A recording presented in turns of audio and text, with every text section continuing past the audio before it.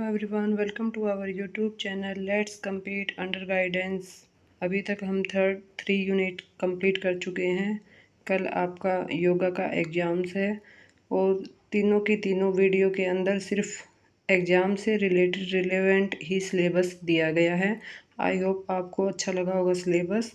आज हम करेंगे फोर्थ यूनिट में किस किस के बारे में करेंगे? टाइप्स ऑफ बंद एंड मुद्राज, टाइप ऑफ क्रिया यानी कि क्रिया कितने तरह की होती है, बंद कितने तरह का होता है और मुद्रा कितने तरह की होती है, और यौगिक प्रैक्टिस और फिजिकल एक्सरसाइज में क्या क्या डिफरेंस है, क्या इसमें असमानता है, और जो योगा के जो सेंटर है इंडिया के अंदर कहाँ कहाँ पर है और बाहर फॉरेन में कहाँ कहाँ पर है।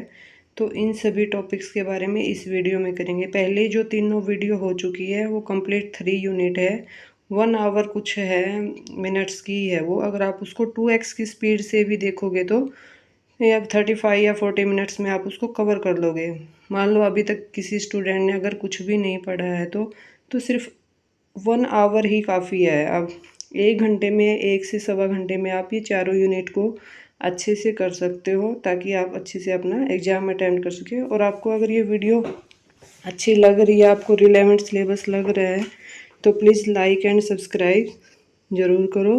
और आपको जो भी क्वेरी है या जो भी आपको लग रहा है कि मुझे ये अलग से कुछ ऐसी होनी चाहिए वीडियो, तो प्लीज़ कमेंट करिए। Thank you. चलो आज के लिए करते हैं हम फोर्थ यूनिट। स्टार्ट करते हैं बंद से कि बंद क्या होता है। बंद का मतलब ही देखो, बंद से पता चल रहा है कि लॉक, इंग्लिश में इसको लॉक कहते हैं, यानी कि हमारे बॉडी के किसी पार्ट को लॉक करना। कैसे? जैसे हम इसमें शरीर के किसी भी भाग को नियंत्रित करके जो एनर्जी है उसको एक दिशा में हम प्रवाहित करेंगे, यानी कि किसी एक डायरेक्शन में लेके जाएंगे। तो जो बंद है शरीर का, वो शरीर को, हमारी बॉडी को और मन को नियंत्रित करने की एक यौगिक क्रिया है। यह हमारे प्राणायाम और ध्यान दोनों में ही काफ़ी इम्पोर्टेंट रोल अदा करता है। अब बंद कितने तरह का होता है ये देखेंगे। मूल बंद, उड़ियान बंद और जालंधर बंद, ये 3 बंद है और तीनों को मिला के होता है महाबंद। महाबंद जैसे कि थंबनेल के अंदर दिखाया गया है महाबंद, उसमें तीनों दिखाए गए हैं, मूल बंद, उड़ियान बंद और जालंधर बंद। तीनों लोक अगर हम लगा लेते हैं तो वो महाबंद, महालोक लग जाता है। इन तीनों को एक साथ करने से महाबंद हो जाता है।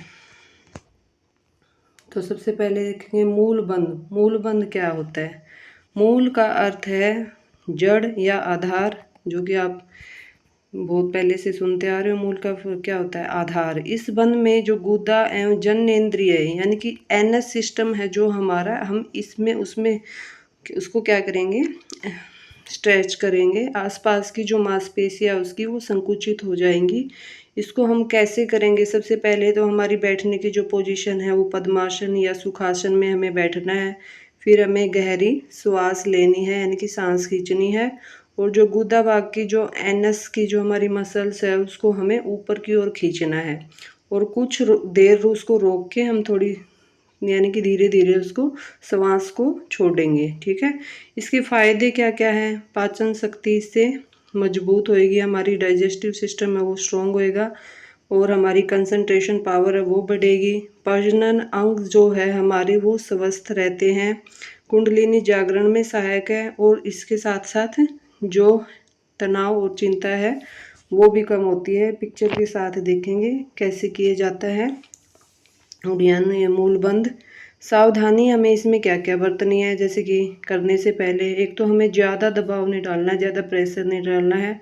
और जो प्रेग्नेंट लेडीज होती है, यानी कि बिना डॉक्टर की सलाह के उनको ये नहीं करना होता है। जैसे देखो मूल बंद में ये पोजीशन रहेगी बैठने की, और हम सांस खींचेंगे और जो हमारी एनस की जो मसल्स वगैरह हैं उनको स्ट्रेच करके एनर्जी को ऊपर की ओर लेके जाएंगे, और फिर धीरे धीरे सांस को छोड़ेंगे। नेक्स्ट है उड़ियान बंद। उड़ियान लोक कौन सा होता है?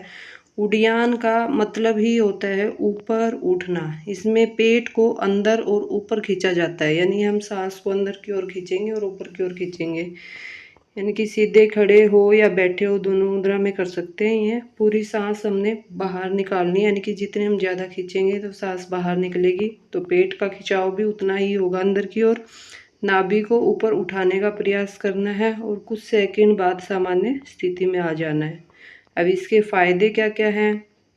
पाचन तंत्र है जो वो मजबूत होगा, और पेट की जो चर्बी है वो कम हो जाएगी। इससे फेफड़ों की क्षमता भी अब बढ़ेगी, इसमें लंग्स की जो कैपेसिटी है रेस्पिरेशन सिस्टम की वो भी बढ़ेगी। कब्ज और गैस की समस्या वो भी कम हो जाएगी। इसमें सावधानी क्या क्या, यानी कि अगर हम पेट से रिलेटेड कर रहे हैं तो आपको पता है हम कोई भी एक्सरसाइज तभी कर सकते हैं जब हम खाली पेट हो, तो खाली पेट रहना, हमें खाली पेट ही हम ये एक्सरसाइज कर सकते हैं। और उच्च रक्तचाप और हृदय रोग, यानी मान लो अगर किसी का बीपी हाई हो रहा है या किसी को हार्ट से रिलेटेड कोई डिजीज़ है तो उनको सावधानी रखनी है इन चीज़ों की खासकर, और खाना खाने के तुरंत बाद हमें ये नहीं करनी है। अब देखो उड़ियान बंद कैसे होता है, ये दे रखा है। देखो हमने इसमें क्या कर रखा है, पेट को अंदर की ओर खींच रखा है और ऊपर की ओर जैसे हम जोर लगा के सांस को बाहर निकालेंगे, ठीक है। तो इससे हमारी जो स्टमक की जो मसल्स वगैरह है वो सारी स्ट्रेच हो रही है ऊपर की ओर, तो इससे डाइजेस्टिव सिस्टम पे तो काफ़ी इफेक्ट पड़ेगा। नेक्स्ट है थर्ड नंबर पे जालंधर बंद, यानी कि जालंधर लॉक। इस बंद में हमें क्या करना है, हमारी जो चिन है, चिन ठुड्डी, यानी कि उसको हमारी चेस्ट से लगाकर गले के भाग को हमने कंट्रोल करना है। यानी कि हमें अपनी चिन को चेस्ट पे लगाना है और जो हमारा थ्रेड गला है, थ्रोट है, उसको हमने कंट्रोल करना है। इसकी करने की विधि क्या है, जैसे वही पद्मासन में हम बैठेंगे, गहरी श्वास लेंगे और फिर चिन को चेस्ट पे लगाएंगे, छाती से लगाएंगे, गर्दन सीधे रखेंगे और कुछ समय बाद धीरे धीरे हम उसको छोड़ देंगे, ठीक है। सावधानी, अगर मान लो पहले से ही अगर आपकी गर्दन में दर्द है तो तब हम इसको नहीं करेंगे, और इसका जो प्रैक्टिस हम वो धीरे धीरे करेंगे, धीरे धीरे अपने टाइमिंग को बढ़ाएंगे। अब फोर्थ नंबर पे है महाबंद। महाबंद क्या होता है, ये अगर तीनों बंद हम कर लेते हैं, तीनों लोक लगा लेते हैं, जैसे मूल बंद, उड़ियान बंद और जालंधर बंद, इन तीनों एक साथ जब हम इसको लगाते हैं तो उसे बोलते हैं महाबंद। इसके क्या फ़ायदे हैं, शरीर में प्राण शक्ति का संतुलन है होगा, ध्यान और एकाग्रता में वृद्धि होगी, मानसिक शांति प्राप्त होगी और योग साधना में उन्नति होती है। ये देखो ये कौन सा है, जालंधर बंद है। ये जालंधर बंद में क्या बताया था, यानी कि जो चिन्ह है ठोडी को, जहाँ यहाँ से ये देखो उस पे चेस्ट पे लगा रखा है और गर्दन को सीधे रखना है और धीरे धीरे हमने फिर इसको श्वास को छोड़ते जाना है। ये महाबंद।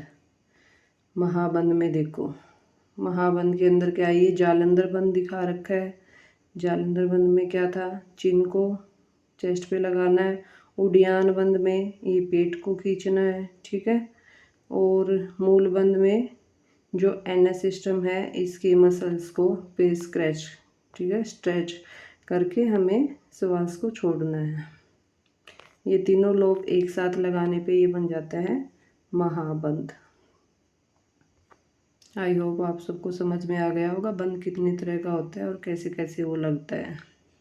नेक्स्ट हम करेंगे मुद्रा। मुद्रा क्या होती है, यानी कि मुद्रा विशेष शारीरिक व मानसिक स्थिति है ये, जो हमारे हाथों, उंगलियों और शरीर की विशेष अवस्थाओं द्वारा ऊर्जा को नियंत्रित करने की प्रक्रिया है। यानी कि इसमें हमें अपने हाथों की पोजीशन देखनी है, हमें उंगलियों की पोजीशन भी देखनी है साथ में। जैसे एक तो हमें ये पता होना चाहिए हमारे जैसे हाथ में क्या है, जैसे अंगूठा, तर्जनी, मध्यमा, अनामिका और कनिष्ठा, ये 5 तरह की होती है इनके नाम उंगलियों के। अंगूठे की जो साइड में होती है इसको बोलते हैं तर्जनी, फिर बीच वाली उंगली उसको बोलते हैं मध्यमा, और फिर छोटी उंगली के पास है जो वो होती है अनामिका, और छोटी उंगली को बोलते हैं कनिष्ठा। तो यानी कि हमें इसके अंदर यही बताई जाएंगी कि कौन सी कैसे करनी है। तो मुद्रा क्या करती है, हमारे शरीर, मन और आत्मा के संतुलन में सहायक होती है। अब मुद्रा के प्रकार देखने हमें कौन कौन से होते हैं, जैसे ज्ञान मुद्रा, चिन्ह मुद्रा, प्राण मुद्रा, अपान मुद्रा, वायु मुद्रा, सूर्य मुद्रा, और भी हैं सूर्य मुद्रा, और क्या है, वरुण मुद्रा, ध्यान मुद्रा, योग मुद्रा और सांभवी मुद्रा। देखो 10 तरह की मुद्राएं बताई इसने। ये सारी बैठने की पोजीशन है कि हमें किस तरीके से, यानी कि ज्ञान मुद्रा में क्या है, देखो इसने बताया है जैसे हमें अपना अंगूठा है और तर्जनी है। तर्जनी होती है जो अंगूठे के पास वाली उंगली, उनको ऐसे उनके जो लास्ट पॉइंट है उनको मिलाना है और बाकी उंगलियों को सीधा रखना है।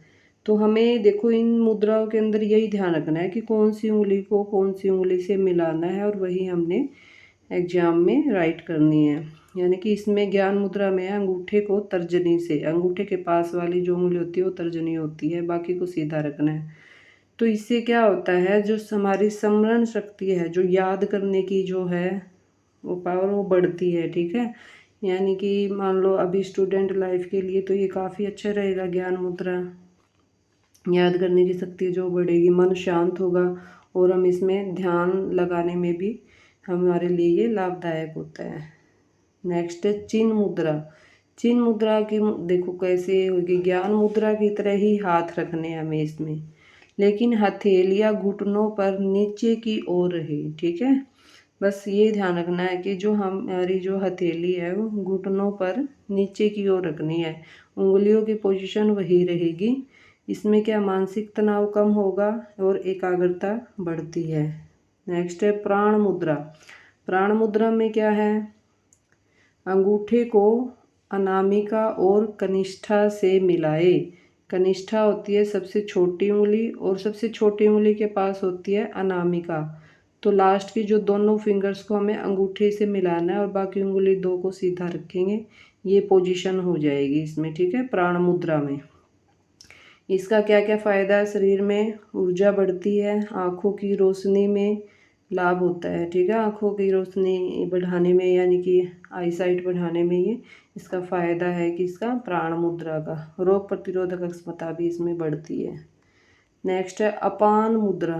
अपान मुद्रा में क्या है, अंगूठे को मध्यमा और अनामिका से मिलाना है, यानी कि अंगूठे के पास वाली जो दोनों उंगली है, नहीं पास वाली नहीं, मतलब तर्जनी को छोड़ के बीच वाली दोनों उंगली, हम अंगूठे के पास वाली एक उंगली को छोड़ के जो बीच वाली दोनों है अनामिका और मध्यमा, उनको मिलाएंगे और बाकी को स्ट्रेट रखेंगे। ठीक है, ये है अपान मुद्रा।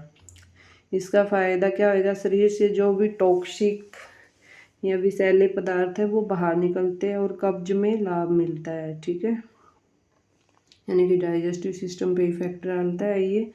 नेक्स्ट है सूर्य मुद्रा। सूर्य मुद्रा में हम क्या करेंगे, अनामिका, अनामिका है छोटी उंगली के पास वाली, उसको मोड़कर अंगूठे से दबाना है हमें। जो छोटी उंगली के पास वाली उंगली है उसको अनामिका बोलते हैं, उसको हमें मोड़ के अंगूठे से दबाना है। ठीक है, तो ये पोजीशन होगी उसमें। तो ये किस में क्या फ़ायदा है इसके लिए, इसमें है मोटापा कम करने में सहायक है ये, शरीर में गर्मी बढ़ती है। देखो शरीर में गर्मी बढ़ेगी तो पता ही है गर्मियों में वेट वैसे ही कम हो जाता है, पाचन शक्ति मजबूत हो जाती है।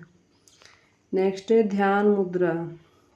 दोनों हाथों को हम क्या करेंगे, गोद में रखना है, यानी कि हमें इसमें उंगलियों की पोजीशन नहीं देखनी, बस हमें हाथ को दोनों को गोद में रखना है। और दायां हाथ है, यानी कि हमारा जो राइट हैंड है उसको हमने लेफ्ट हैंड के ऊपर रखना है। ठीक है, दाएं हाथ को बाएं हाथ के ऊपर रखना है। ठीक है, मान लो जैसे ये आपका बायां हाथ हो गया, इसके ऊपर आपने दायां हाथ रखना है ऐसे इस पोजीशन में गोद में। लाभ इसमें क्या फ़ायदे होंगे, ध्यान में एकाग्रता बढ़ती है। ध्यान में है तो यानी कि ध्यान में क्या कंसंट्रेशन चाहिए, हमें मानसिक शांति मिलेगी। योग मुद्रा, योग मुद्रा क्या होता है, पद्मासन में बैठकर शरीर को हम इसमें आगे झुकाया जाता है।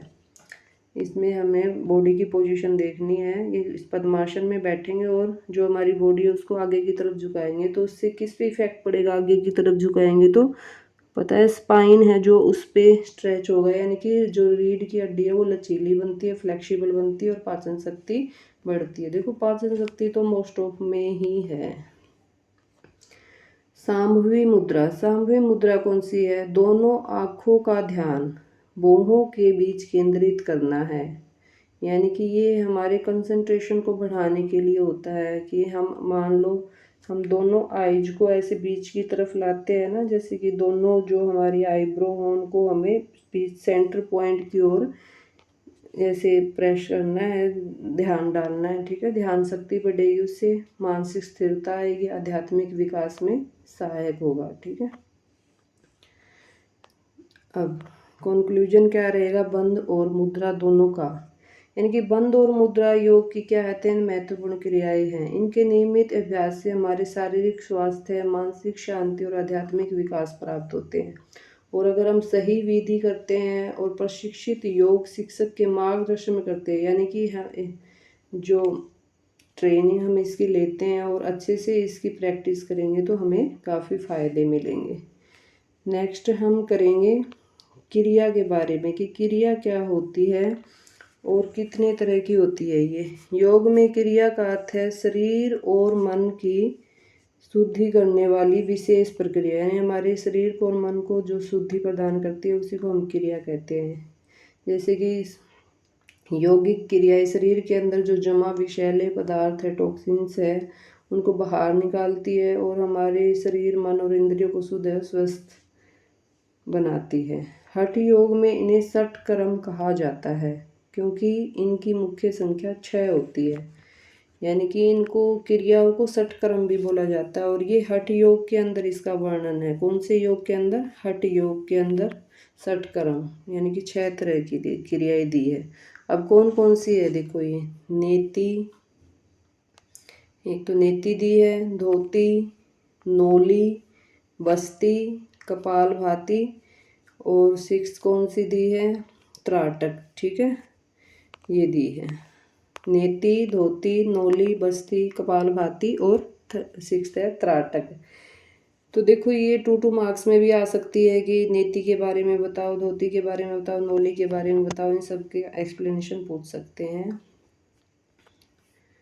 अब नेति क्रिया करेंगे हम। सबसे पहले नेति कैसे होती है, नेति नेति न से नाक की शुद्धि के लिए, मतलब ऐसे याद रख लेना, नाक की शुद्धि के लिए किया जाता है, यानी कि हमें नाक की सफाई के लिए, ठीक है। और ये भी 2 तरह की होती है, जल नेति और सूत्र नेति। जल यानी कि पानी से, सूत्र यानी कि किसी ट्यूब या रबड़ से, जो भी, ठीक है। जल नेति के अंदर हम क्या करते हैं, एक गुनगुना नमक वाला पानी लेते हैं और सिर को एक ओर झुकाए, यानी कि हम नाक के एक साइड वाले हिस्से में डालेंगे उस पानी को और दूसरी साइड से बाहर निकालेंगे, ठीक है। ये जल नेति होती है। तो ये किस में फ़ायदा होगा, इसमें अगर मान लो सर्दी जुकाम हमें ज़्यादा होता है, सांस लेने में मुश्किल होती है, एलर्जी है अगर हमारे, और ध्यान और हमारी जो कंसंट्रेशन है वो नहीं लग रहा है, तो इन सब में ये फ़ायदा करती है, ठीक है। सावधानियाँ, हमें पानी स्वच्छ लेना है, तो पता है ये साफ़ पानी का ही हम यूज करेंगे। अभ्यास के बाद हमें नाक को भी अच्छे से साफ़ करना है। नेक्स्ट है सूत्र नेति। सूत्र नेति में क्या होता है, देखो सूत्र से ही पता चल रहा है, रबड़ या धागा, हमें इसमें मुलायम रबड़ या धागा लेना जो नाक के अंदर डालकर और मुंह से बाहर निकालना हमें, ठीक है, मुंह से निकाला जाता है। नाक की गहराई से सफाई हो जाती है इसमें, जिसको साइनस की दिक्कत है, छींक वगैरह, जुकाम वगैरह की ज़्यादा, तो उसमें काफ़ी फ़ायदेमंद होती है ठीक करने में। विशेषज्ञ की देख रेख में ही करना है हमें, ये नहीं कि घर बैठ के और हम करने लग जाए। धोती क्रिया, यानी कि अगर मान लो काफ़ी प्रैक्टिस की हो फिर तो हम कर सकते हैं, लेकिन स्टार्टिंग में नहीं कर सकते ऐसे। धोती क्रिया क्या होता है, धोती का मतलब है, इसमें दिया आंतरिक सफाई, ठीक है, आंतरिक सफाई। ये भी 3 तरह की है, वमन धोती, वस्त्र धोती, दंड धोती, ठीक है। अब ये भी आ सकता है क्वेश्चन कि वमन धोती क्या होता है, वस्त्र धोती क्या होता है। वमन धोती में क्या है, पानी का यूज करेंगे, जो गुनगुना नमक वाला पानी पीकर और उल्टी द्वारा बाहर करता है, यानी कि हम नमक का गुनगुना पानी पिएंगे ज़्यादा और उसको फिर उल्टी के थ्रू हम बाहर करेंगे उसको। इससे पेट हमारा जो साफ़ हो जाएगा और जो एसिड वगैरह, गैस वगैरह वो कम हो जाएगी। वस्त्र धोती में, वस्त्र यानी कि कपड़ा, एक लंबा कपड़ा लेना हमें पतले टाइप का, उसको हम अंदर की तरफ निगलना है मुंह में से जैसे, और फिर उसको धीरे धीरे बाहर निकालना। उससे हमारी जो ओएसोफेगस है, यानी कि भोजन की नली है और पेट है, वो साफ़ हो जाएंगे। बट ये कोटेशन यही है कि हमें ये शिक्षक की देख रेख में करना है, ठीक है। नेक्स्ट नौली क्रिया।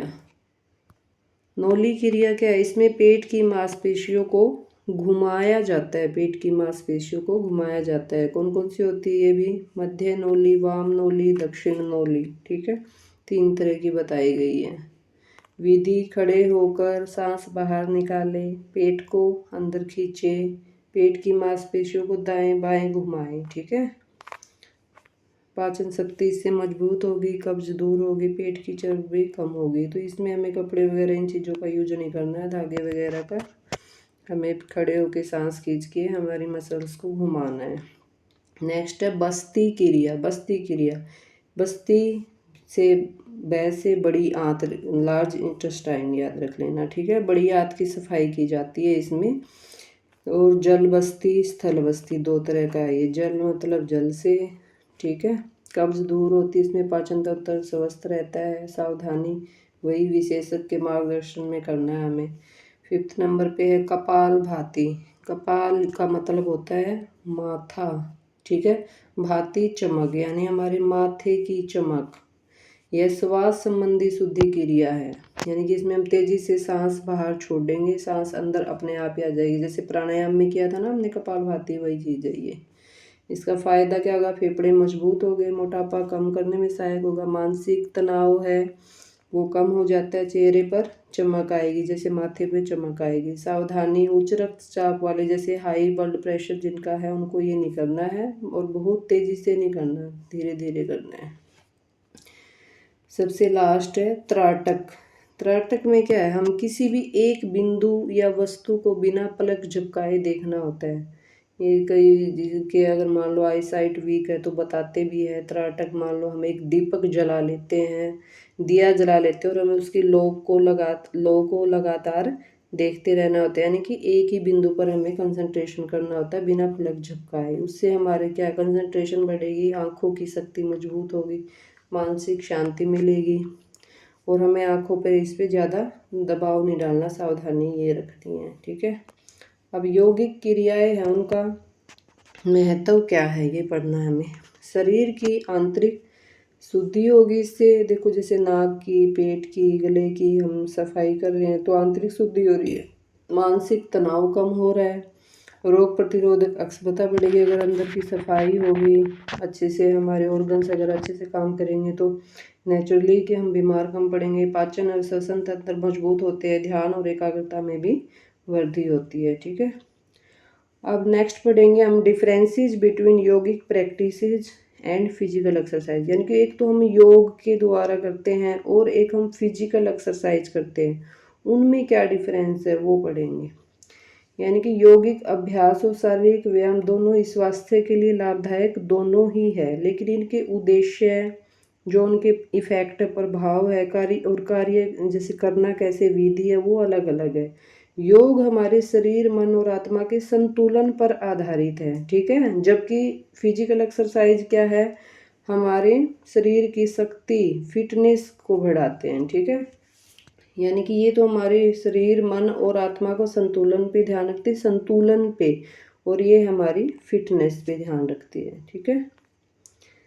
अब इसके डिफरेंसेस देख लेते हैं हम। जैसे योग से क्या है, शरीर, मन और संतुलित होता है, और इससे आत्मा, शरीर को मजबूत और फिटनेस मिलती है, ठीक है।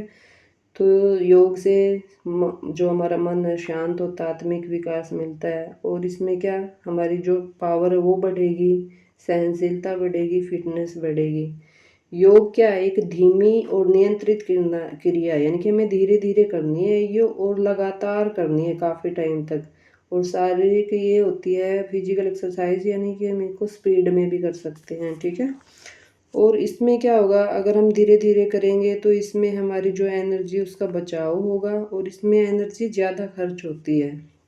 एनर्जी ज़्यादा खर्च होगी तो यानी कि पता ही है, श्वास पे कम ध्यान देंगे, सांस ज़्यादा आएगी, ऐसे सांस ज़्यादा फूलेगी, और इसमें हमें श्वास पर नियंत्रण रखना प्राणायाम के अंदर। जैसे कि इसमें हमारे मन को ये क्या करता है, शांत करता है, स्थिर बनाता है, और ये हमारी उत्तेजना को बढ़ाता है, यानी कि इससे हमारे अंदर ऐसे एक जैसे एनर्जी आती है, उत्साह बढ़ता है कि क्या मैं ये कर जाऊंगा। ये आध्यात्मिक विकास पर जोर दिया है योग के अंदर, और इसमें आध्यात्मिक पक्ष का कोई मैटर नहीं है, ठीक है। अभ्यास के बाद ताजगी महसूस होती है इसमें, और इसमें थकान महसूस होती है क्योंकि इसमें एनर्जी कम लगती है, इसमें एनर्जी ज़्यादा लगती है। ये सामान्य व नियंत्रित रहती है और ये तेज हो जाती है। जैसे जो जो हम करते हैं तो स्पीड बढ़ जाती है, ठीक है। और शरीर में क्या लचीलापन बढ़ाता है योग, और इसमें हमारे जैसे मांसपेशियाँ मसल्स वगैरह टाइट हो जाती है ज़्यादा प्रैक्टिस करने से। ये ध्यान और एकाग्रता को बढ़ाता है, ये शारीरिक क्षमता को बढ़ाता है। ये प्रतिस्पर्धा रहती है यानी कि कंपटीशन की भावना के बिना करना है। हमें इसमें कंपटीशन नहीं कर सकते कि कौन जल्दी जल्दी करेगा उससे, बल्कि उसका गलत इफेक्ट पड़ जाएगा। और फिजिकल एक्सरसाइज ये होता है एक कॉम्पिटिटिव है, ठीक है। सभी आयु वर्ग के लिए उपयुक्त है, इसमें किसी भी एज वाला पर्सन कर सकता है। इसमें हमें देखना पड़ेगा उसके मतलब कोई अगर बीमार नहीं है या उम्र के हिसाब से उस पर डिपेंड करती है फिजिकल एक्सरसाइज कितनी कर सकते हैं। ये सामान्यतः इसमें किसी इक्विपमेंट की ज़रूरत नहीं है, ठीक है। अगर मैट है तो हमारे पास मैट काफ़ी है, और इसमें हमें इक्विपमेंट की भी ज़रूरत पड़ती है गेम्स के लिए। शरीर मन और आत्मा तीनों पर प्रभाव पड़ता है इसमें, और इसमें सिर्फ पड़ता है हमारे सिर्फ शरीर पर प्रभाव पड़ता है। मेरे ख्याल से आपको ये डिफरेंस तो काफ़ी अच्छे से समझ में आ गया होगा। तो यानी कि अगर आप एक बार भी इस वीडियो को देख लोगे तो उसी से काफ़ी अच्छे से अपने एग्ज़ाम को अटेम्प्ट कर लोगे, और अगर रिवाइज करोगे तो मेरे ख्याल से इससे बाहर सिलेबस में से कुछ भी नहीं आएगा। ये कंप्लीट सिलेबस है। अब योगिक अभ्यास के लाभ फ़ायदे क्या हैं? वही चीज़ें हैं, मानसिक तनाव कम होता है, कंसंट्रेशन बढ़ता है, फ्लेक्सिबिलिटी आती है, श्वसन है यानी कि respiration system, digestive system strong होता है, मानसिक शांति और आत्मविश्वास बढ़ता है, ठीक है। आध्यात्मिक विकास में भी सहायक है। और शारीरिक व्यायाम के क्या फ़ायदे हैं? इसमें है मांसपेशियाँ हमारी मजबूत होती है, उसमें तो देखो फ्लेक्सिबल, इसमें मजबूत। शरीर की शक्ति और सहनशीलता बढ़ती है, मोटापा कम होता है, हृदय व रक्त संचार इसमें बेहतर होता है, शरीर को सक्रिय व चुस्त बनाता है, एक्टिव बनाता है, ठीक है। अब इसकी सीमाएं कुछ फाउंडेशन भी बताई है, यानी कि हमें इसके परिणाम मतलब इसकी लिमिटेशन बताई है कि इसके ये नहीं कि रिजल्ट हमें एकदम से ही मिल जाएगा, हमें इसको लंबे टाइम तक लगातार करते रहना है, धीरे धीरे यानी कि रिजल्ट आएगा इसका। नियमित अभ्यास करना है यानी हमें धैर्य रखना होगा। इसमें गलत विधि से करने पर इसके गलत इफेक्ट भी पड़ जाते हैं। शारीरिक व्यायाम में क्या है, अधिक करने पर थकावट या चोट लग सकती है, मानसिक शांति पर कम प्रभाव पड़ता है इसमें, ठीक है। मानसिक शांति से रिलेटेड नहीं है। और सभी आयु वर्ग के हर प्रकार का व्यायाम उपयुक्त नहीं है, यानी कि हर कोई हर एज का बंदा सेम एक्सरसाइज नहीं कर सकता, सबके लिए अलग अलग होगी। लास्ट में कंक्लूजन क्या रहेगा, यानी कि दोनों ही स्वास्थ्य के लिए काफ़ी इम्पोर्टेंट है। यानी योग शरीर के साथ साथ मन और आत्मा का भी विकास करता है, जबकि शारीरिक व्यायाम फिजिकल एक्सरसाइज हमारी शरीर की शक्ति और फिटनेस को बढ़ाती है, ठीक है। अब पढ़ेंगे हम योगा के एजुकेशन के सेंटर्स इंडिया में कहाँ कहाँ पर है और अब्रॉड यानी फॉरेन में कहाँ कहाँ पर है। तो हमें योगा की अगर मान लो शिक्षा लेनी है और या हमें कहीं कोचिंग देनी है, कोई हमने इस पे इन्वेंशन करनी है, ठीक है, यानी आध्यात्मिक विकास संबंधित कोई भी प्रोग्राम वगैरह किए जाते हैं इसके अंदर, और इसका उद्देश्य क्या होता है, वैज्ञानिक और व्यवस्थित रूप से लोगों तक पहुंचाना।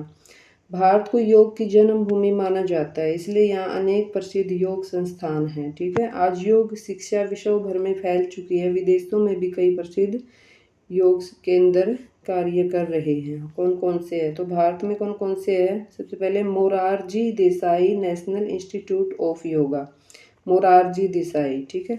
यह भारत सरकार के आयुष मंत्रालय के एक प्रमुख योग संस्थान है। योग शिक्षा दी जाती है इसमें, और प्रशिक्षण भी, कोचिंग भी दी जाती है, और इन्वेंशन वगैरह भी की जाती है, शोध वगैरह किए जाते हैं, ठीक है। इसमें क्या क्या विशेषताएं हैं, यानी कुछ कार्यक्रम किए जाते हैं योग शिक्षक प्रशिक्षण के, चिकित्सा शोध किए जाते हैं, राष्ट्रीय अंतर्राष्ट्रीय सेमिनार लगाए जाते हैं, और वहाँ पे अगर हम कोई डिप्लोमा भी कर सकते हैं उसका हमें सर्टिफिकेट वगैरह भी मिलेगा, ठीक है।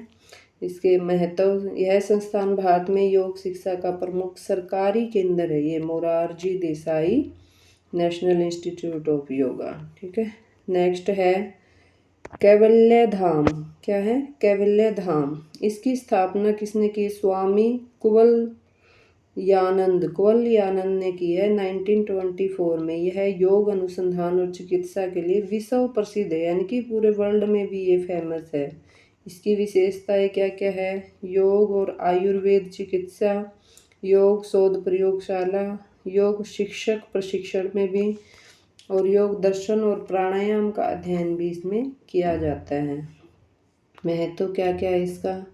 यहाँ प्राचीन योग को आधुनिक विज्ञान से जोड़कर पढ़ाया है, यानी कि जो पहले वाला योग है प्राचीन टाइम वाला, उसको आज की साइंस से भी ऐड करके वो तब पढ़ाया जाता है उनकी नई टेक्निक के साथ। नेक्स्ट है योगा इंस्टीट्यूट। ये कहाँ पर है? ये विश्व के सबसे पुराने संगठित योग संस्थानों में से एक है। ठीक है, 1918 में बना था ये, और भारत और विदेशों में इसके कई केंद्र है, ये कई जगह है। तो विशेषता तो वही सेम सी है सब में, जैसे कि योग शिक्षक प्रशिक्षण दिया जाता है सब में, ऑनलाइन योग कोर्स भी दिए जाते हैं इसमें, पारिवारिक योग शिक्षा भी दी जाती है, स्वास्थ्य तनाव प्रबंधन कुछ कार्यक्रम भी किए जाते हैं। यानी कि पारंपरिक योग को आधुनिक जीवन शैली से, देखो लास्ट वाले में भी था प्राचीन योग को नई तकनीकी से जोड़ के, और इसमें भी यही है पारंपरिक जो योग है उसको आधुनिक जीवन शैली से जोड़ने का कार्य करता है ये।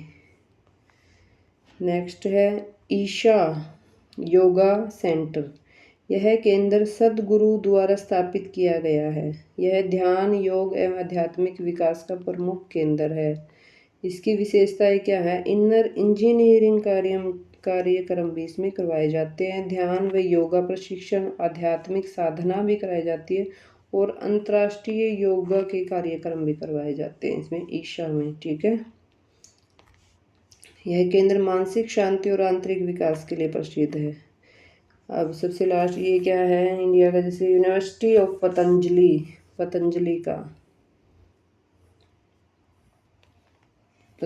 का तो देखो आपको पता ही है, हरिद्वार की साइड है, हरिद्वार में ही है यूपी के अंदर। इसका यह योग आयुर्वेद शिक्षा का प्रमुख विश्वविद्यालय, यानी कि इसने आयुर्वेद पर काफ़ी जोर दिया है। ठीक है, यानी कि जड़ी बूटियों से दवाइयाँ बनाना। मुख्य विशेषताएं क्या है? योग और आयुर्वेद का डिग्री भी करवाते हैं, कोर्स करवाते हैं, शोध भी करते हैं, सर्चिंग यानी कि, और प्रशिक्षण भी, ट्रेनिंग भी देते हैं। भारतीय संस्कृति और संस्कृत शिक्षा से रिलेटेड है ये। ठीक है, इन्होंने अपनी संस्कृति और संस्कृत पे जोर दिया है। यह संस्थान आधुनिक शिक्षा के साथ साथ भारतीय परंपरा को बढ़ावा देता है। देखो अभी तक ये था प्राचीन को आधुनिक से जोड़ा गया, ये भारतीय परंपरा को बढ़ावा देता है। नेक्स्ट है AYM योगा स्कूल। ये ऋषिकेश को विश्व की योग राजधानी कहा जाता है, और यह संस्थान अंतर्राष्ट्रीय योग प्रशिक्षण के लिए प्रसिद्ध है। AYM मुख्य विशेषताएं, इसमें कोर्स है वो घंटों के हिसाब से है, 200 घंटे का, 300 घंटे का, 500 घंटे के कोर्स। ठीक है, और हठ योग, अष्टांग योग, ध्यान, इन पे ज़्यादा जोर दिया गया है। योग अलायंस प्रमाणित पाठ्यक्रम इस पे पढ़ाया जाता है, और जो विदेशी विद्यार्थियों के बीच ये संस्थान काफ़ी लोकप्रिय, यानी कि फॉरेन के जो बच्चे हैं वो काफ़ी यहाँ सीखने आते हैं, पढ़ने आते हैं। अब विदेश में कौन कौन से हैं फॉरेन में? Kripalu centre for yoga and health. Kripalu ये कहाँ पर है? देखो अमेरिका में है ये। कहाँ पे? कृपालू अमेरिका में। योग शिक्षक प्रशिक्षण दिया जाता है, ध्यान, मानसिक स्वास्थ्य कार्यक्रम, योग चिकित्सा केंद्र योग और स्वास्थ्य विज्ञान को जोड़ता है। नेक्स्ट है इसालिन इंस्टीट्यूट। यह संस्थान योग, ध्यान व मानव विकास कार्यक्रमों के लिए प्रसिद्ध है। तो आपको इनके नेम ज़्यादातर तो मेरे ख्याल से मेन तो नेम ही याद रखने हैं, फिर बाकी इनके अंदर जो है वो तो आप लिख सकते हो, सब में एक जैसा सही है, ज़्यादा नहीं। वही शिविर लगाए जाते हैं, कार्यक्रम करवाए जाते हैं, योग और ध्यान पे प्रैक्टिस कराई जाती है। ठीक है, मानसिक आध्यात्मिक विकास के लिए ये सब चीज़ें। नेक्स्ट है omega institute for holistic studies. Holistic क्या होता है? होलिस्टिक में होता है ओवरऑल डेवलपमेंट। यह होलिस्टिक का मतलब ही होता है संपूर्ण, यानी कि ठीक है। समग्र स्वास्थ्य एवं योग शिक्षा का प्रमुख केंद्र है। योग एवं मेडिटेशन कोर्स कराए जाते हैं इसमें, और इसके अंदर अंतर्राष्ट्रीय कार्यशालाएं है, स्वास्थ्य और जीवन शैली कार्यक्रम भी करवाए जाते हैं। नेक्स्ट है शिवानंदा योगा वेदांता सेंटर। शिवानंदा योगा वेदांता सेंटर, यह संस्था विश्व भर में योग शिक्षा और आध्यात्मिक प्रशिक्षण प्रदान करती है, और पारंपरिक योग शिक्षा प्रशिक्षण, ध्यान वेदांत अध्ययन किया जाता है। ठीक है। इसमें कई आश्रम और योग केंद्र विश्व के विभिन्न देशों में स्थित है, यानी काफ़ी विश्व भर में फैला हुआ है ये। अब योग शिक्षा केंद्रों का महत्व क्या है, तो यानी कि जितने ज़्यादा केंद्र होंगे पता है उतनी ज़्यादा हमें फैसिलिटी मिलेगी। हम अपने नज़दीक जाके हम क्या है किसी कार्यक्रम में पार्टिसिपेट कर सकते हैं, कोई डिप्लोमा ले सकते हैं, सीख सकते हैं। योगा का वैज्ञानिक और व्यवस्थित ज्ञान हमें मिलेगा वहाँ पे। शारीरिक मानसिक स्वास्थ्य में सुधार होगा, योग प्रशिक्षकों का निर्माण होगा, योग अनुसंधान और चिकित्सा को बढ़ावा मिलता है इससे, और भारतीय संस्कृति और आध्यात्मिकता के प्रचार होता है, जैसे पतंजलि में दिया गया संस्कृति और परंपरा पर जोर दिया गया। अंतर्राष्ट्रीय स्तर पर योग का प्रसार भी बढ़ता है। कंक्लूजन, भारत और विदेश में योगा शिक्षा केंद्र योग के प्रचार प्रसार में महत्वपूर्ण भूमिका निभा रहे हैं। ठीक है। भारत के संस्थान प्राचीन योग परंपरा को सुरक्षित रखते हैं, जबकि विदेश के केंद्र क्या करते हैं, योग को वैश्विक स्तर पर लोकप्रिय बना रहे हैं। इन संस्थानों के माध्यम से लाखों लोग शारीरिक स्वास्थ्य, मानसिक शांति और आध्यात्मिक विकास प्राप्त कर रहे हैं। तो आज हमारी चारों की 4 यूनिट है जो वो कंप्लीट हो चुकी है। हमने कोई भी टॉपिक किसी भी यूनिट में से एक भी नहीं छोड़ा है, चारों कर लिए है, और 1.5 घंटे की भी नहीं है ये चारों की चारों क्लासेज।